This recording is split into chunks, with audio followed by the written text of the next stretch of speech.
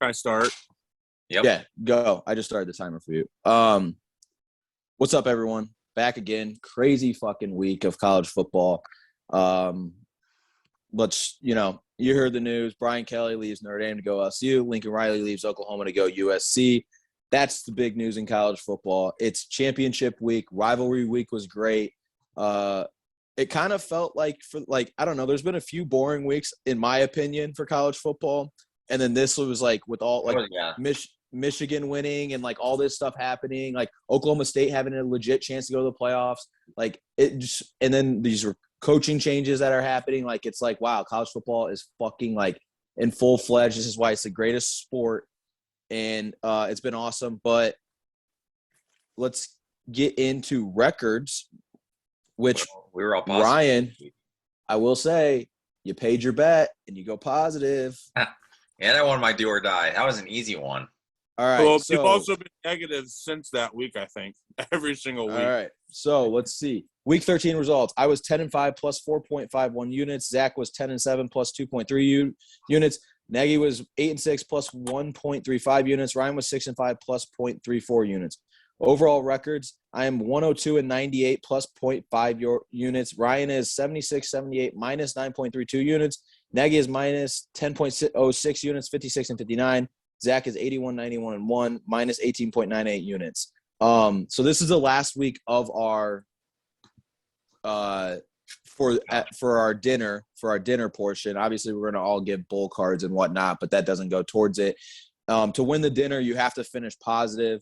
Unless Ryan has an insane week, and I'm the only one that's really in contention, but I am only up 0.54 units. So like it will be, I basically have to have a positive weekend. I mean, it'd be pretty tough to not, or to just go like 4-4, but so big weekend, championship weekend. One thing before I forget, I know if we start talking about other things, I'll forget this, but the fact that the MAC moved their championship game from Friday to Saturday is one of the dumbest fucking things ever. MACtion deserves to be played on a Friday night. It should maybe even be played on a Thursday night, but I just don't understand that move. Why the hell would you move it to when all like the bigger games are? MACtion is meant for Friday night, so whoever is a commissioner there, I have no fucking idea. Move it back to Friday night. All right, let's get into it. Let's talk about obviously with us, we're all from South Bend, so the Notre Dame news has been huge. But let's talk about Lincoln Riley. So USC reported that they didn't even think they had a chance, which I truly believe. And they also said that they think if Oklahoma beats Oklahoma State, that he wouldn't even have talked about it too. He wouldn't have fielded the call. Which I still think he would have fielded the call, but I don't know if he would have left then. I think he might, like if he goes to the playoffs this year or something, I don't know if he would have left. But USC makes a big hire. They get Lincoln Riley. They get a guy who seems like fits the LA lifestyle in terms of a coach. They get a guy who's a phenomenal offensive coach, which USC clearly needs. And they signed him and they brought the checkbook out, which USC needed to do. What do you guys think about the hire? And do you think Oklahoma is in a good position, or do you think like people are kind of looking at it like they are moving to the SEC with this turmoil? Like, I think they're teetering. not as. Do you think they will interview Matt Campbell for that job?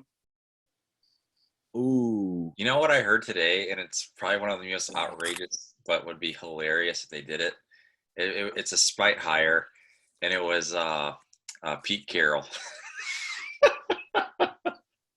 Yo, I mean, honestly, I could see him leaving the NFL because I could too. This year in the Seahawks, so he's looked like shit, and it seems like his time is like kind of like it's ran its course in the NFL. Yeah.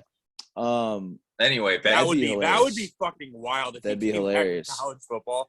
That'd be hilarious. To be serious, I don't know. Are we talking about Oklahoma or Lincoln Riley? Either. You can start with Lincoln Riley and then give your thoughts on. Lincoln Riley, you're right. I do agree that he fits the LA lifestyle much more than I think a Dave Aranda or Matt Campbell would. Yes.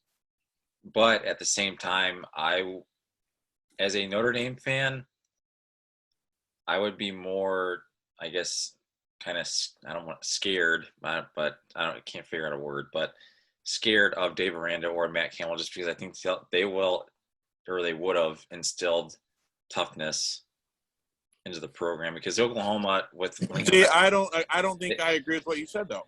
they've always been they've been a finesse team, and I think they'll be a finesse team at USC, and they'll win at USC. Don't get me wrong, but I think as long as Mario Cristobal's at Oregon, who knows?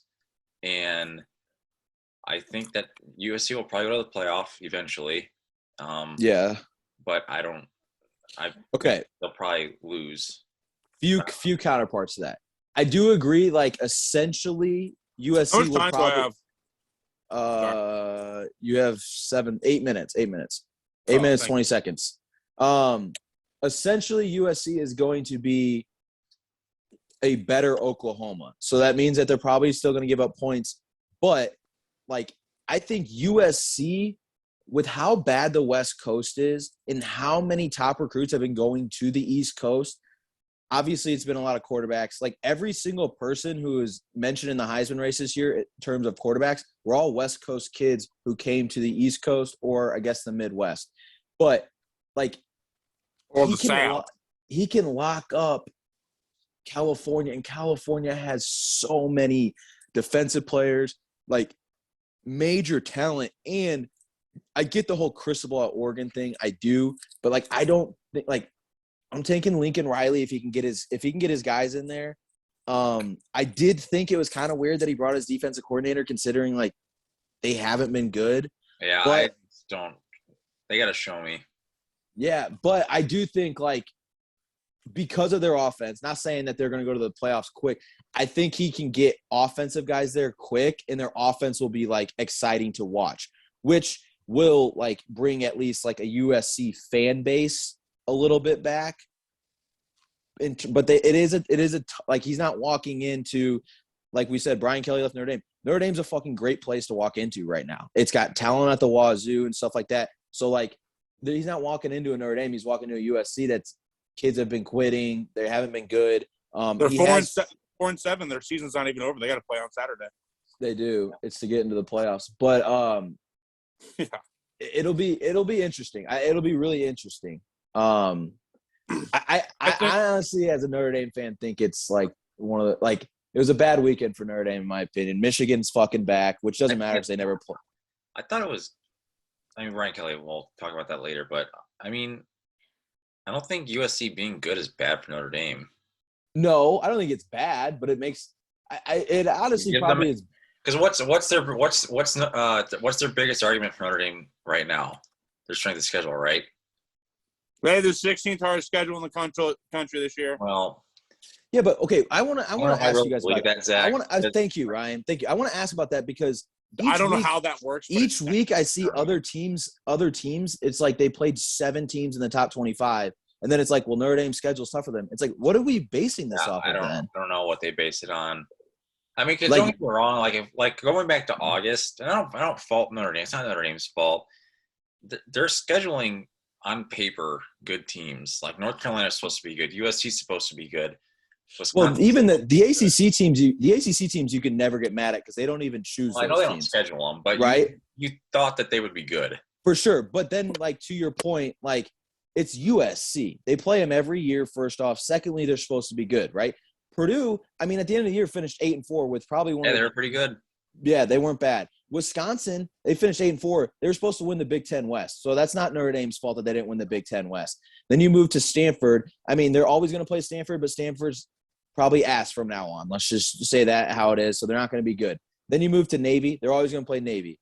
But then you play Cincinnati. They're the number 3 team in the fucking country. So if you throw in like Wisconsin was supposed to be good, the number 3 team in the country. Okay, number 3 team in the country. You should have had to do 30. 3 team in the country, and USC, who's normally supposed to be good. Like that's not an easy schedule. It played that way out. So like I agree with you. I never fault teams for doing that because like there's teams, you know, like you schedule ACC, SEC like first week of the season. It's like they scheduled that 5 years ago when you know, Ole Miss probably scheduled Louisville when Lamar Jackson was there. You know what I mean? So it's like they're supposed to be good, but also it would be kind of funny if like Cincinnati had the year last year that they did. There's no way IU schedules in Cincinnati. Probably not. So like it is funny, but yeah, I mean I agree. I think that's a dumb argument to like be like, well, their schedule sucks. It's like, well, these teams are supposed to be good. Like, Yeah.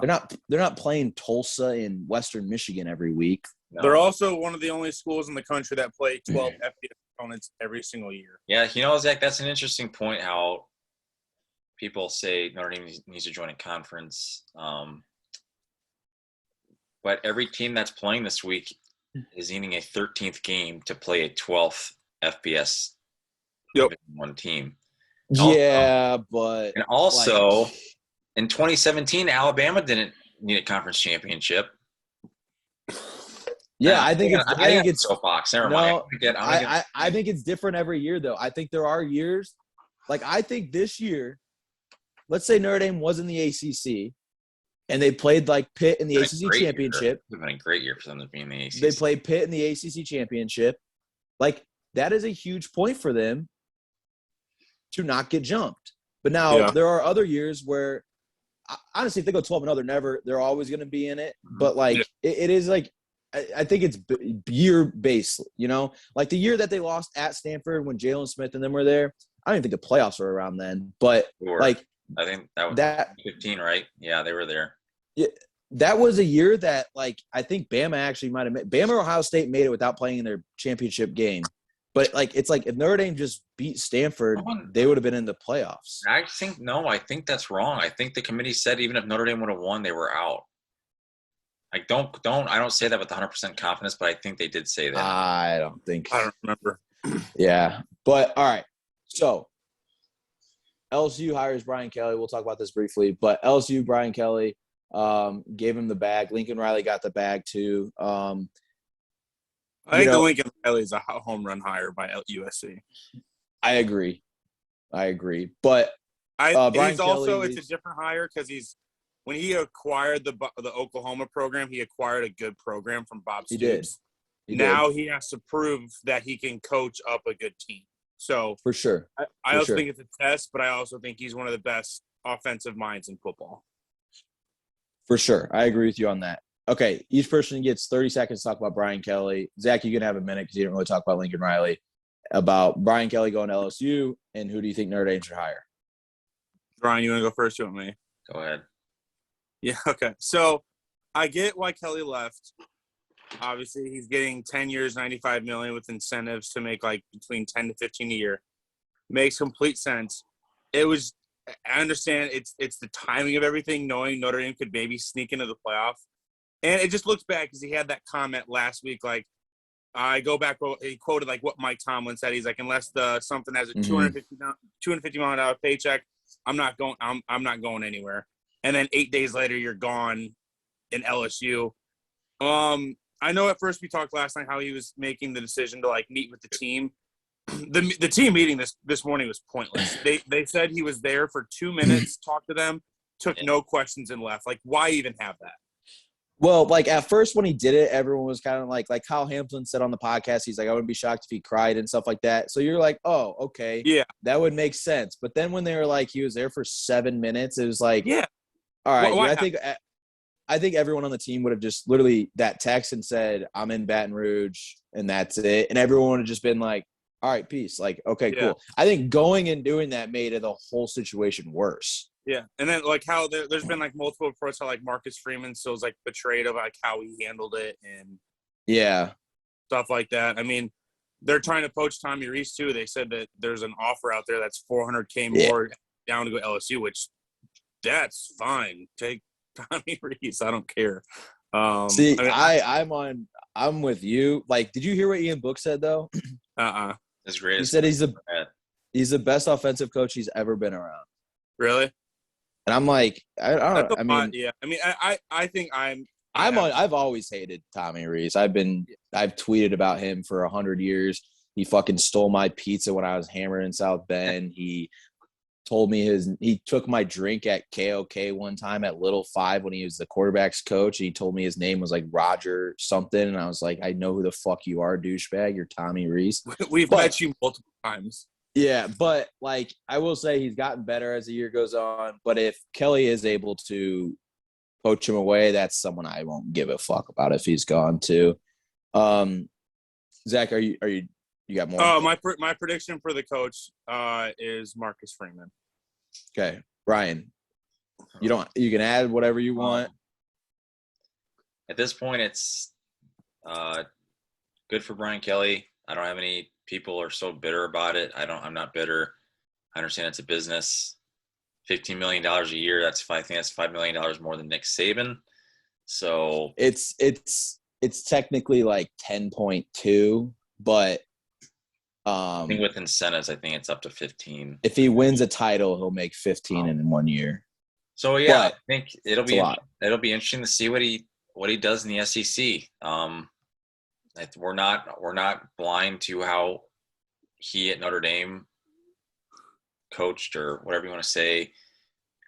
Was he coaching with one arm behind his back just because of academics and everything they have to deal with in missions? Probably. Yeah. So I think it'll be interesting to see how he faces the Alabamas and the Texas A&Ms and whoever else he goes up against when he doesn't have those things to worry about anymore. So 10-year deal at the age of 60, I think that's a little weird. I think that's part of the reason what drew him away, though, was like I get 10 years. You guys are going to pay me or not, Also, the reports of Notre Dame saying he can play the rest of his contract. Which if he's not getting extended unless he wins a title, that had to play factors into it. I think if he wins the title within like the next 5 years, I wouldn't be surprised if he just retired. I could see that. I could see that. I never thought of him. I said this to someone like a few days ago. I never thought of him as someone who was going to coach till he was 75. He doesn't strike me as that person. No. So like, not a Nick Saban. He doesn't really even act like he's 60. I don't think he acts like he's 60. No, I was actually kind of shocked when you told me he was 60. So, I don't know. I kind of blame Mel Tucker and Michigan State for all this happening. That was a big part, I think. They reset or fucking James Franklin.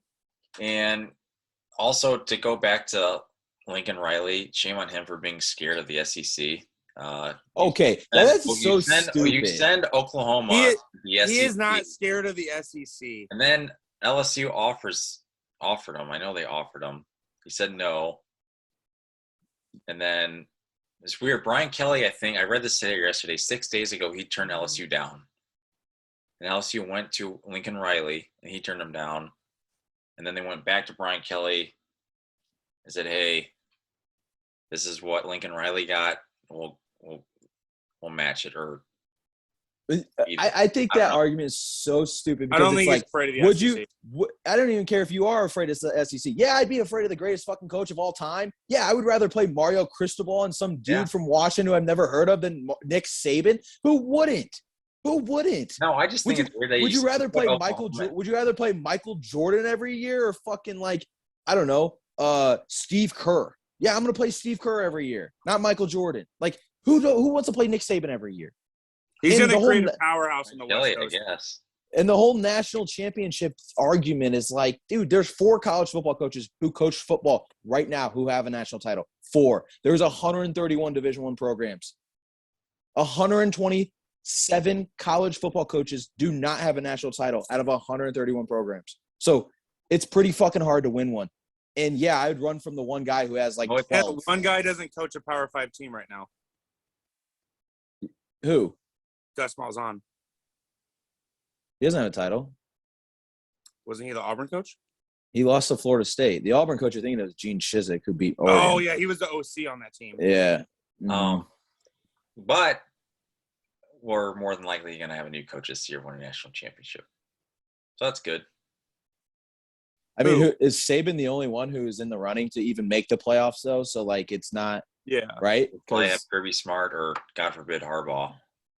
Probably Kirby, but Saban, Jimbo, Dabo, and Mac. So yeah, Saban's the only one who has a chance because all the other 3 have 0 chance of making the playoffs.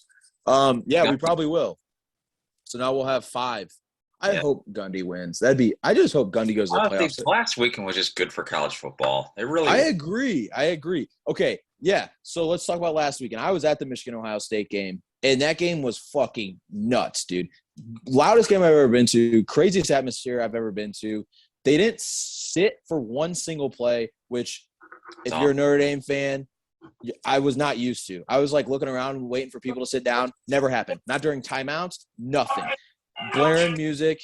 That's all they play every fucking kickoff. At the bar later, they're playing it there, and everyone's just fucking throwing bottles in it. It's pump it up. You know you gotta pump it up. Like, that's all they play every kickoff. Mr. Brightside was fucking electric. Like, I grew up hating Michigan, and I still don't even like them. I've never been a huge Harbaugh fan, but I was like, damn, I might be a Michigan fan after this one. Like, this was for him. This was so fun. I was also very wrong because I did not think they would, one, win that game, two, kind of handle Ohio State the way they did. And three, maybe take C.J. Stroud's Heisman away from him. But, Ryan, I have a question for you. You, on the podcast, said, I don't know why, I have a funny feeling Michigan is going to win. And I said, Ryan, I'm right there with you. I don't know why. I think they are going to win too. Now, did you go back and then bet on Ohio State? Ohio State was on my card, yes.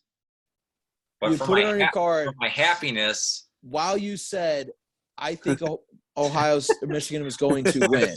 My brain might do it sometimes. I don't know. Because when you texted about Michigan, and Zach was like, what the hell about our bets? First off, I mean, Brandon Walker Jr., come on. Secondly, I was like sitting there in the stadium. I was thinking, I was like, wait, I thought me and Ryan both thought Michigan was going to win this game.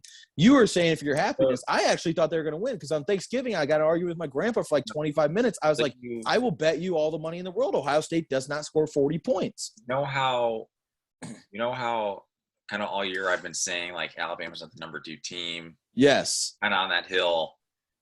But then you guys will come back and say, well, if you had to put money on them, who would you bet on? Well, of course I'm betting on Alabama. Okay. And this was literally the same exact scenario. I thought Michigan was going to beat Ohio State, but if I didn't want to be money on it, yeah, okay, I would have taken Ohio State. Did you bet Michigan money line, Michael? Me? Yeah. No, I was going to, and then I got into the game and lost service because I got in the game like 15 minutes early, and I was like watching pregame, and like when like you're watching pregame and you're like, wow, the stadium's rocking, and I actually like I took the 7.5, but I didn't throw a lot of money on it because I was like, I'm here, I'm wearing Ohio State gear, like I can only cheer. I'm in the Ohio State fucking coaching sections. I'm with like players' families. I can only cheer if Ohio State does well. So I hope they do well. Because I want to be standing up, giving the finger to the Michigan crowd and stuff like that. Now, when they did score to go up 7-3 or 10-7, I was motherfucking everyone around me. Like, dude, it was awesome. That was the last time I was able to really cheer, though.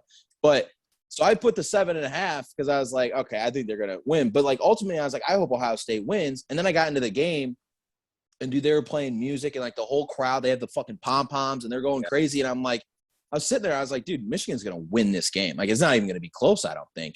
And then at halftime, I was like, because I think it was 14-13, so the line was still Ohio State was favored. I went to the bathroom. I was like, I got to hammer Michigan.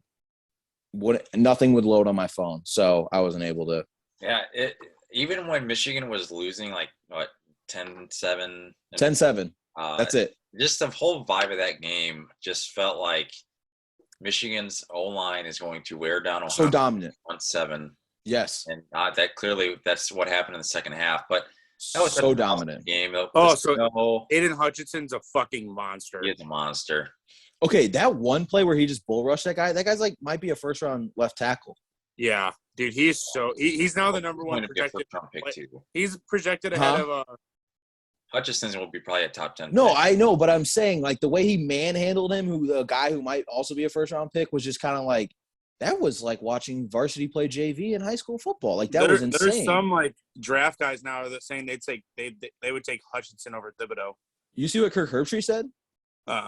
He said if you truly watch the whole season, like, in the year where no one really deserves the Heisman, like, Aiden Hutchinson, if you watch every game, you could give him the Heisman this year. Yeah, he had 15 quarterback pressures himself. There's a lot of games where most teams don't get 15 as a team. They were saying that Hutchinson this year has more quarterback pressures than Chase Young did in his last year. Really? I did not know that. Chase Young miss 4 games or whatever maybe it wasn't. I don't know. He had more pressures than Chase Young for 1 year. I feel like they wouldn't put that in there if he missed 4 games. That'd just be a wild stat to say. But so honestly, let's talk about this and let's get to our cards. It's been a crazy week of college football, which I was just excited. It was exciting to be at a game like that was sold out. And like it was cool to see Michigan win because like now I'm like starting to think like maybe Harbaugh finally has found his rhythm and maybe this will be a true rivalry. Maybe we'll start going back and forth and stuff like that.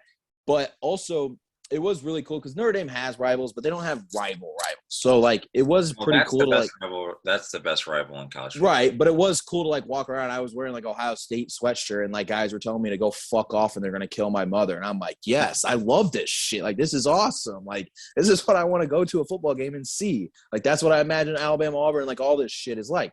But I went to Georgia, Florida when Georgia housed Florida like 45-14. See, it's not as fun then though. But no, like we were leaving the stadium and I wasn't even in a Florida shirt, but I was in a Florida like colored shirt. Yeah. Like this Georgia fan's like, fucking loser. Yeah, like, I know. I know, I am. That's what I'm saying. Like it just is like way cooler. But all right, this is what I was gonna ask though. Everyone give their answer, then we'll get to our cards. Championship week, big week. Hopefully I'm able to win. Fuck you guys. Secondly, who do you think is going to win the Heisman? Bryce like C.J. Stroud going into this weekend was a minus 250.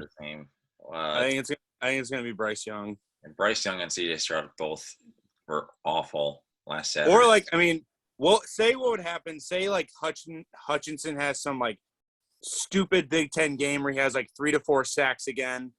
Do you think he'll sneak in again? The defensive player we haven't mentioned that should be getting Heisman contention is Will Anderson from Alabama. Yeah. He is insane too. Do you see what Nick Saban said? He's the most impactful player he's ever coached on a single team at Alabama. They were putting his stats up against Sue's. I think Sue's stats were in contention for the Heisman, and that they're better. Now I know he's a defensive tackle and he's a rush linebacker. They're different. Yeah, but Sue also had like one of the greatest years ever. So yeah. But okay, let me read you the odds real quick though. Funny that you say Aiden Hutchinson though, because I don't even think he was considered at all, and I probably couldn't even have bet him a week ago or 2 weeks ago. No. He's now third in odds with plus 1,600. CJ Stroud has dropped all the way to plus 450. Bryce Young is now minus 220. Say Aiden Hutchinson has a freaky Big Ten game, like 3-4 sacks, does some crazy, like he could sneak in there. I think Bryce Young would have to play awful. Yes. Aiden Hutchinson would need – because, like, bottom line is Bryce Young still has, like, 38, 39 touchdowns and 3 picks. Like, that's insane. But I think Aiden Hutchinson would need, like, a scoop and score. Like, something very cool that, like, puts you in and everyone's showing a pick six or something. Yeah. I mean, he's got a hot mom, so, like, I would probably give it to him just based off of that. Like, his mom is a fucking smoke. But – Bryce Young. Sup. I would pick Bryce Young too. I just think there's like I don't know. I feel like he already kind of won it. Like unless Bama gets 56-0 and he throws 4 picks, like I think Bama could lose like 35-14 and he throws 2 touchdowns and like he still wins it. So like, all right. Before we go to our picks, I just want to say shout out the Big 12 conference, because they're two better teams or big teams, Texas and Oklahoma. We all know they left or they're going to leave. That was announced in August.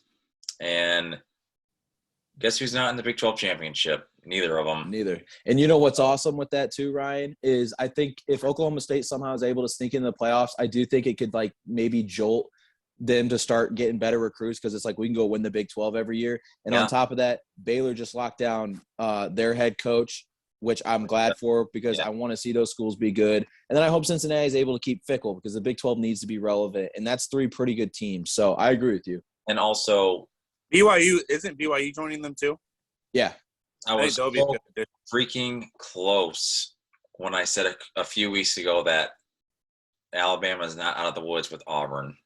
And if Bo Nix would have played, I feel like they probably would have won by at least 3 touchdowns. They still should have won. What are They they doing should've in won. that fourth quarter? They It's should have like, gone for two when they. It's like, are you Well, trying when to? they forced I that guy agree, out of yeah. bounds, that's what changed it entirely. Yeah. But all right, we ready? Yep. Who wants to start? I was You want me to last. start? Right? What's up? I was last, right? Yeah. So I'm gonna go Friday night. I think Oregon gets some revenge. I'm gonna go Oregon plus 2.5. I'm also gonna take over 59.5. Okay. Actually, this might be a revenge card. I'm going Baylor plus 4.5. Uh-oh, fade Ryan. This is where it gets tough. Cincinnati, they've been playing really well lately, so I don't know if I want to go against them. Yeah, you've been against them lately, and I've lost both. So yeah. I'm gonna go Georgia minus 6.5. Yeah, I knew that. I mean, I could have called that one. Pitt minus 2.5 and over 72.5 against Wake Forest. Okay. Michigan minus 10.5. They're finally going to win they're finally going to be in a conference championship game and win one. Yep. And okay, then, wait, Ryan, before you go on, you probably know this. Is Billy Napier coaching in this game? I don't know. I thought he posted something that was like, "Thank you. I can't wait to see everyone out at our stadium or whatever." But I'm taking the Florida job kind of thing. But then I'm assuming he will be out there. Maybe okay. All right. And that is and Houston, Cincinnati over 53.5 in my DOD. Okay. Zach. My first play. After how they performed last week, I got Western Kentucky minus 2.5 versus UTSA. They completely ruined their perfect season. Wait, they played last. That's who beat them last week. No, like they lost last week. Like they were like 11-point favorites, and UTSA got murdered last week. Yeah, they did. Western Kentucky's to North Texas. Yeah, that's North right. Texas. Western Kentucky's quarterback's nasty. He leads the league country in passing yards. Yep. So I'm going to take them minus 2.5, and then also the over 72.5 in that game. I am against Ryan in this pick. I'm going to take Utah minus 2.5 against Oregon. I'm only going to bet on Maction because you have to bet on Maction. I'm going to take Kent State minus 3.5. Also, Wait, who do they play? Kent State plays Northern Illinois. Oh, fucking fuck. It's not – yeah, that's why. It's not pulling up for me because they're playing fucking Northern. Yeah. All right. I'm going to take Oklahoma State minus 4.5. I will have San Diego State minus 5.5. I am taking App State minus 2.5 versus Louisiana Lafayette. I'm taking Cincinnati minus 10.5. I think they're finally clicking. I'm taking Michigan minus 10.5. I'm taking Pitt minus 2.5 and the over of 72.5. And then I am going to take California minus 3.5 against USC. All right. Also adding, Georgia, Alabama under 49.5. Zach, if you just want to write this one down right now, because I don't know. Whatever the Kent State line is, I will take them. I don't – it's not on my thing. But Friday night, let's start off. I'll go UTSA plus 2.5. UTSA money line plus 110. Oregon plus 2.5. Oklahoma State minus 4.5. San Diego State, Utah State under 49.5. I'm going to ride with you on App State minus 2.5. Then I'm going to go Bama plus 6.5. Bama money line plus 205. I mean, they're probably not going to win, but if you can get Saban as a dog, I just feel like you might as well throw some money on it. Then I'm going to go Michigan, Iowa over 43.5. I'm going to go Pitt minus 2.5. I'm going to go USC plus 3.5. And then my DOD.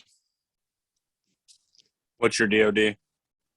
Yeah, okay, I'll start off. Oregon money line plus 116. My DOD is Georgia minus 6.5. Ryan? Or did you already say yours? He did say his, but no, he didn't. I'm gonna go USC money line. Yeah, dude, California's so bad. And USC actually played BYU pretty They're good. going to be rejuvenated because they have their head coach, even though he's probably not coaching. Yeah, he's obviously definitely not coaching that game. Yeah, but those guys got to play well, or else he's kicking them off to the curb. That's true. You know what? Add USC money line to my card. All right, perfect. There we go. All right, fellas. Well, we'll be back for we'll do a show next week to kind of break down the playoffs, and that's it. And then we'll have a bowl show. We didn't even talk about the playoffs today. No. I mean, Oklahoma State jumped Notre Dame. That's really the only thing that I had a feeling that would happen. Yeah, I mean they beat they beat Oklahoma, and it's one of those things where if Oklahoma State wins this weekend, they were going to jump them anyways, which they should. And if they lose, Notre Dame slides right back up to 5, which they should. So it's going to play itself out anyways. That was really the only thing. Houston's up to 20, which means that's pretty good for Cincinnati and kind of just Power 5 or non-Power 5 schools. Iowa jumped all the way up to 13th, which I thought was pretty interesting. We all kind of agreed, Ryan, when you said it. Michigan did jump to 2, which they should have. And, that's really it. But next week will be the real playoff rankings. That'll tell kind of where people are going in bowl games and whatnot. And we'll talk all about the playoff matchups and then, go from there and have a bowl show. But this is our last week for the steak dinner. Everyone wish me luck. I told you guys I was going to give you 5 units last week. I basically did. All right, fellas. See y'all next week. See ya.